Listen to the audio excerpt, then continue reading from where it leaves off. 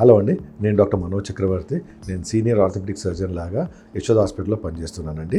నేను Karimnagar and Warangal visit కూడా వెళ్తుంటాను. మీకు ఏమైనా ప్రాబ్లమ్స్ ఉంటే మెడికల్ రిలేటెడ్ మీరు అక్కడికి వచ్చి నన్ను కలవచ్చు. ఇవాళ మనం మాట్లాడుకునే టాపిక్ ఏంటంటే నీ జాయింట్ ఇంజురీస్, అంటే స్పోర్ట్స్ ఇంజురీస్ గురించి మాట్లాడుతున్నాం. దాంట్లో ప్రత్యేకంగా మనం మాట్లాడింది యాంటీరియర్ క్రూషియల్ లిగమెంట్ ఇంజురీస్, అంటే ACL లిగమెంట్. మన నీ జాయింట్లో 4 లిగమెంట్స్ ఉంటాయండి. దాంట్లో మోస్ట్ ఇంపార్టెంట్ లిగమెంట్ అనేది ACL, యాంటీరియర్ క్రూషియల్ లిగమెంట్ అంటారండి. స్పోర్ట్స్ ఆడేటప్పుడు లేకపోతే మనకు ఏమైనా యాక్సిడెంట్స్ అయినప్పుడు నీ జాయింట్ ట్విస్టింగ్ మూమెంట్స్ ఉంటున్నాయండి. ట్విస్టింగ్ మూమెంట్స్తోని మనకు నీ జాయింట్ ట్విస్ట్ అయ్యాక ఈ ACL లిగమెంట్ టేర్ అయ్యే ఛాన్సెస్ ఉంటుందండి. ఈ ACL లిగమెంట్ ఎక్కడ ఉంటుంది?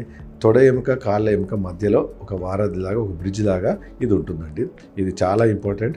మనకి ఏంటంటే వాకింగ్ చేయడానికన్నా, రన్నింగ్ చేయడాలన్నా, స్పోర్ట్స్ ఆడాలన్నా, మెట్లు ఎక్కాలన్నా, దిగాలన్నా, ట్రెక్కింగ్ వెళ్ళాలన్నా ఈ ACL లిగమెంట్ చాలా ఇంపార్టెంట్. ఇది పట్టుగా ఉంటుందండి. 2 ఎముకల మధ్యలో పట్టు బిగించుకొని ఉంటుంది. 2 ఎముకలకు పట్టిస్తుందండి. సో ఇలాంటి ఇంజురీస్ అయినప్పుడు పేషెంట్కి ఫస్ట్ ఆఫ్ ఆల్ కాలు వాస్తుందండి. నొప్పి చాలా విపరీతంగా ఉంటుంది.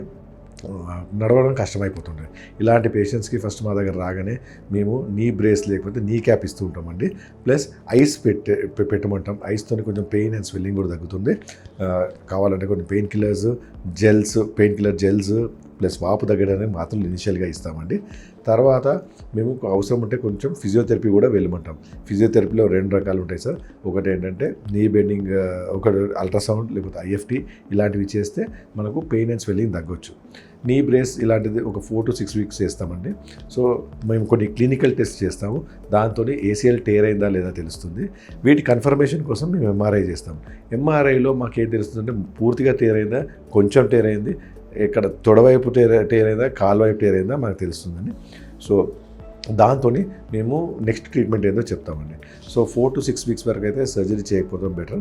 6 వీక్స్ తర్వాత సపోజ్ కంప్లీట్గా టేర్ అయింది అంటే ఆపరేషన్ ఒకటే మార్గం అండి.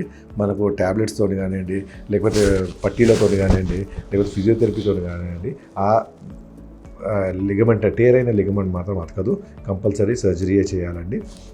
సర్జరీ చేస్తేనే బెటర్ అవుతుంది. చాలామంది ఇగ్నోర్ చేస్తుంటారని, నాకు ఎముక ఎరగలే కదా, నేను నడుస్తున్నాను కదా, నాకెందుకు సర్జరీ అని అనుకుంటుంటారు. కానీ ఇలాంటి పేషెంట్స్కి వీళ్ళు రన్నింగ్ చేయడం కష్టమవుతుంది, మెట్లు దిగడం కష్టమవుతుంది, స్లాంటింగ్ స్లోప్స్ దిగడం కష్టమవుతుంది, ట్రెక్కింగ్ వెళ్ళడం కష్టమవుతుంది, కిక్ కొట్టడం కష్టమవుతుంది, ఫాస్ట్గా రన్నింగ్ లేకపోతే జాగింగ్ చేయడం కష్టమవుతుంది. వీళ్ళ తోటి ఫ్రెండ్స్ ఇవన్నీ చేయగలిగితే వీళ్ళు కాంప్రమైజ్ లైఫ్ లీడ్ చేయాల్సి వస్తుంది. సో ఇవన్నీ చేయకుండా మనిషి బాగానే ఉంటాడు కానీ ఇలాంటివన్నీ చేయలేడు. ఆయన పక్క కూర్చోవాల్సి వస్తుంది. వేరే వాళ్ళందరూ అన్ని పనులు చేసుకుంటూ వెళ్తారు. సో ఇలాంటివి మనం ప్రాబ్లం రాకూడదు అంటే సర్జరీ చేసుకోవడం మేలండి. ప్లస్ అర్జెంటుగా ఇమీడియట్గా చేయకపోయినా వాళ్ళకు తగిన టైంలో మరీ లేట్ చేయకుండా సర్జరీ చేసుకుంటే మేలండి.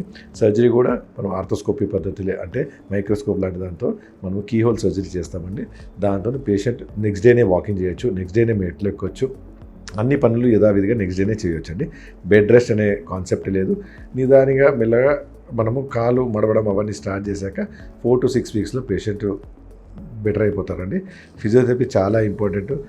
ఎక్సర్సైజెస్ చాలా చేయాలి. మజిల్ అనేది స్ట్రెంగ్త్ బిల్డింగ్ కావాలి. దానికి మాత్రలు సరిపోవండి. కేవలం ఎక్సర్సైజ్తోనే మేము చెప్పిన ఎక్సర్సైజ్ ప్రోటోకాల్ ఉంటుందండి. ఆ ఎక్సర్సైజ్ ప్రోటోకాల్ పాటిస్తే బెటర్ ఉంటుంది. 3 monthsలో పేషెంట్ రన్నింగ్ ఆర్ జాగింగ్ చేయగలుగుతాడండి. 6 monthsలో మళ్ళీ స్పోర్ట్స్ యాక్టివిటీస్కి యథావిధిగా ఆయన జాయిన్ కావచ్చండి. దీన్ని ACL రీకన్స్ట్రక్షన్, ఆర్థోస్కోపిక్ రిపేర్ అంటారండి.